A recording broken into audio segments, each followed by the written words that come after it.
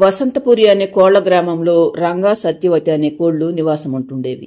ఒకరోజు సాయంత్రం సత్యవతి రంగాతో, ఈ రోజు ఉదయం మా తమ్ముడు వచ్చాడండి. మా చెల్లెలు పెళ్లి కుదిరిందట. మనిద్దరిని పిల్లల్ని తీసుకుని రేపే బయలుదేరి మా అమ్మ వాళ్ళ ఇంటికి రమ్మని చెప్పి వెళ్లిపోయాడండి. ఈ మధ్య మా చెల్లెలు బావ చనిపోయారు కదా సత్య, అందుకే నేను బాధలో నుండి బయటపడలేకపోతున్నాను. మీ అమ్మ వాళ్ళ ఇంటికి వెళితే కాస్త గాలి మార్పుగా ఉంటుంది.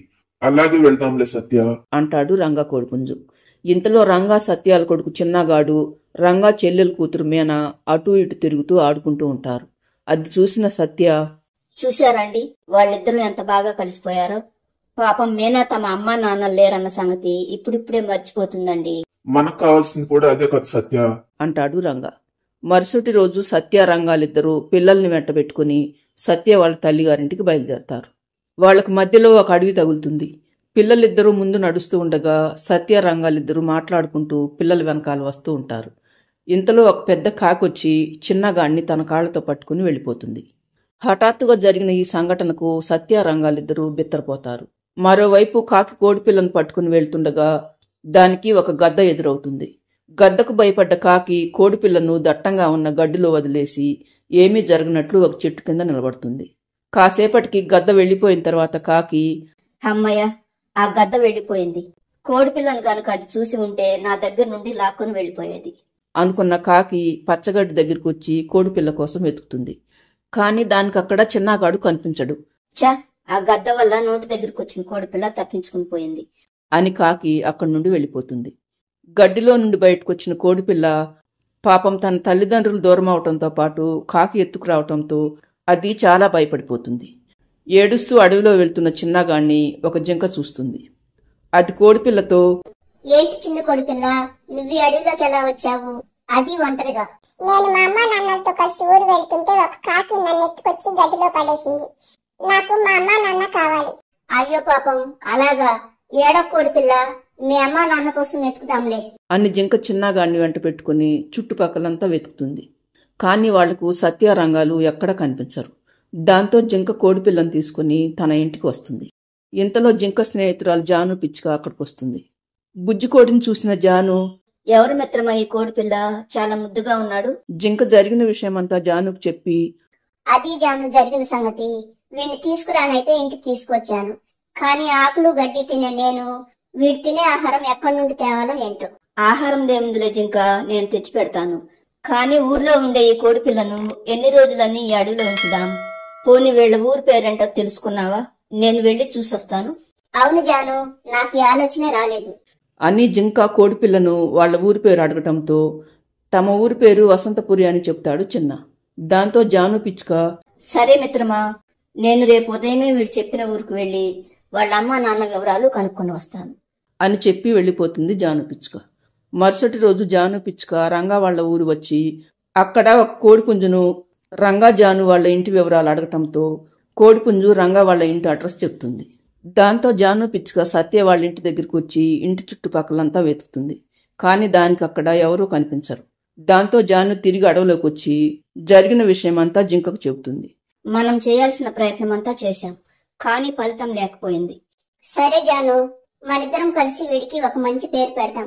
ఏ పేరైతే బాగుంటుందో నువ్వే చెప్పు. వీడి ముఖం చూస్తుంటే మంచి తేజస్తో వెలిగిపోతుంది మిత్రమా. వీడికి సూర్య అని పేరు పెడదాం. అవును జాను, సూర్య అనే పేరు నాకు కూడా నచ్చింది అంటుంది జింక. అప్పటి నుండి సూర్య జింక దగ్గరే ఉండిపోతాడు. అలా కొన్ని సంవత్సరాలు గడిచిపోతాయి. సూర్య పెద్దవాడవుతాడు.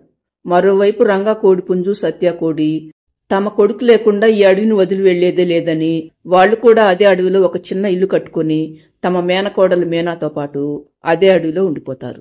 ఎప్పటికైనా తన కొడుకు తిరిగి వస్తాడని సత్య గట్టి నమ్మకం. ఇలా ఉండగా ఒకరోజు రంగా సత్యతో, నువ్వు మరీ మూర్ఖంగా ఆలోచిస్తున్నావు సత్య. కాకెత్తుకుపోయిన మన చిన్నగాన్ని అది చంపి తినకుండా ఎందుకు వదిలిపెడుతుంది చెప్పు? మన కొడుకు తిరిగి వస్తాడనే గుడ్డి నమ్మకంతో మీనా భవిష్యత్తును పాడు చేస్తున్నావు. అది పెళ్లిడికొచ్చింది, కానీ ఈ అడవిలో దానికి పెళ్లి చేయటానికి కోడిపుంజులేవి దొరకటం లేదు. ఇంకా ఎన్ని రోజులని మీనాకు పెళ్లి చేయకుండా ఉంటాం చెప్పు? నా కొడుకు ఎప్పటికైనా నన్ను వెతుక్కుంటూ వస్తాడని నా తల్లి మనసు చెప్తుందండి. కావాలంటే మీరు మన ఊరు వెళ్లి మీనాకు మంచి సంబంధం చూసి రండి. మనిద్దరం దగ్గరుండి దాన్ని పెళ్లి చేసి పంపిద్దాం. అంతేకాని నా కొడుకు దొరికే వరకు నేను మాత్రం ఈ అడవిని వదిలి రానండి. ఒకవేళ నా బిడ్డ ఎప్పటికీ కనిపించకపోతే వాడు మనకు దూరమైన ఈ అడవిలోనే నేను కూడా ప్రాణాలు విడుస్తాను. అంతేగాని నేను మాత్రం ఇక్కడి నుండి కదిలే ప్రసక్తే లేదు అని తెగేసి చెప్తుంది సత్యవతి కోడి. మరుసటి రోజు రంగా మేనకోడలు మీనా కోడి అడవిలో తన స్నేహితురాలు పిచ్చుకొని కలిసి వస్తుండగా దారిలో వర్షం పడటం మొదలవుతుంది. దాంతో మీనా ఒక చెట్టు కిందకు వచ్చి నిలబడుతుంది. అప్పుడే అటుగా సూర్య వెళ్తూ ఉంటాడు. వర్షం పడుతూ ఉండటంతో సూర్య కూడా చెట్టు కిందకు వస్తాడు. తన మామయ్యను కాకుండా మొదటిసారి మరొక కోడిపుంజును అడవిలో చూసిన మీనా కోడికి సూర్యను చూడగానే చాలా ఆశ్చర్యంగా అనిపిస్తుంది. సూర్యకు మాత్రం మీనా అందాన్ని చూడటంతో మతిపోతుంది. అబ్బాయి ఎవరి కోడిపెట్ట, ఎంత అందంగా ఉంది అనుకుంటాడు సూర్య. కాసేపటికి వర్షం తగ్గిపోవటంతో మీనా వెళ్ళిపోతుంది. కానీ సూర్య మీనా వెనకాలే వచ్చి మీనా వాళ్ళ ఇంటిని చూసి వెళ్ళిపోతాడు. మరుసటి రోజు రంగా మీనాతో, మీనా, నేను మీ అత్తయ్య నీకు పెళ్లి చేయాలని అనుకుంటున్నాము. మీ బావ ఉంటే నిన్ను వాడికిచ్చి పెళ్లి చేస్తే ఎప్పటికీ నువ్వు మా దగ్గరే ఉండిపోయేదానివి. కానీ మాకు అదృష్టం లేదు మీనా. అందుకే నేను రేపు మన ఊరు వెళ్దామని అనుకుంటున్నాను మీనా. అక్కడ నీకేదైనా మంచి సంబంధం ఉందేమో చూసి వస్తాను. మిమ్మల్ని వదిలిపెట్టి వెళ్ళటం నాకు ఇష్టం లేదు మామయ్య. నేను ఈ అడవిలో ఒక కోడిపుంజును చూశాను. అతని వివరాలు కనుక్కుని వాళ్ళతో మాట్లాడండి. నేను గనుక ఆ కోడిపుంజును పెళ్లి చేసుకుంటే మీతో పాటు కలిసి లేకపోయినా కనీసం మీకు దగ్గరగా అయినా ఉంటాను కదా. ఏంటి ఈ అడవిలో కోడిపుంజును చూసావా? ఎక్కడ చూసావు మీనా? నేను నా స్నేహితురాల దగ్గరికి వెళ్లి వస్తుంటే వర్షం వచ్చింది అత్తయ్య. దాంతో నేను చెట్టు కింద నిలబడి ఉంటే ఒక కోడిపుంజు కూడా తడుస్తూ చెట్టు కిందకు వచ్చాడు. ఈసారి మళ్ళీ అతను కనపడితే మన ఇంటికి తీసుకొస్తాలే అంటుంది మీనా. కానీ అందర్నీ ఆశ్చర్యపరుస్తూ మరుసటి రోజు సూర్య జింకను తీసుకుని రంగా వాళ్ళ ఇంటికి వస్తాడు. సూర్యను చూసిన మీనా ఆశ్చర్యంతో పాటు ఆనందంగా, అత్తయ్య నేను చూశానని చెప్పానే ఇతన్ని అంటుంది మీనా. తరువాత జింక సత్య వాళ్లతో, మా సూర్య నిన్న ఈ కోడిపెట్టను చూశాడటండి. పెళ్ళంటూ చేసుకుంటే ఏమని చేసుకుంటానని మొండిపట్టు పట్టుకుని కూర్చున్నాడు అంటుంది జింక. సత్య మాత్రం ఆశ్చర్యంగా, మీరు చూస్తే జింక కదా, మరి ఈ కోడిపుంజును పట్టుకుని మావాడు అంటున్నారేమిటి? ఓహో, అదా మీ అనుమానం అంటూ సూర్య తనకు కనపడ్డప్పటి నుండి జరిగిన విషయమంతా చెప్తుంది జింక. దాంతో సత్యకు తమను వెతుక్కుంటూ వచ్చింది తన కొడుకేనేమోనని అనుమానం వస్తుంది. ఇతని పేరేంటండి? నా దగ్గరకు వచ్చిన తర్వాత సూర్య అని పేరు పెట్టాను. నేను నా స్నేహితురాలు వీడిని వాళ్ళ అమ్మా నాన్న పేర్లు ఏంటని అడిగాము. తన తల్లి పేరు సత్యవతి అని, తండ్రి పేరు రంగా అని చెప్పాడు. ఊరి పేరు వసంతపురి అని చెప్పాడు. నా స్నేహితురాలు వీళ్ళ ఊరికి వెళ్లి వివరాలు కూడా తెలుసుకుంది. కానీ అక్కడ ఎవరూ లేరని తెలిసింది. అప్పటి నుండి సూర్యను నా కొడుకులాగానే పెంచుతున్నాను అంటుంది జింక. దాంతో సత్య రంగాలిద్దరికీ పరిస్థితి మొత్తం అర్థమవుతుంది. వీడు ఎవరో కాదండి, చిన్నప్పుడు మేము దూరం చేసుకున్న మా కన్న కొడుకు అని ఆ రోజు సూర్యను కాకెత్తుకు వెళ్ళినప్పటి నుండి జరిగిన సంగతంతా చెప్తుంది సత్య. దాంతో సూర్య ఆనందానికి అవధులుండవు. రంగా కూడా తన భార్య నమ్మకం నిజమైనందుకు చాలా సంతోషిస్తాడు. తరువాత సత్య రంగాలిద్దరూ తమ కొడుకుని ఎన్ని రోజులు తల్లిలాగా పెంచినందుకు జింకకు చాలా కృతజ్ఞతలు చెప్తారు.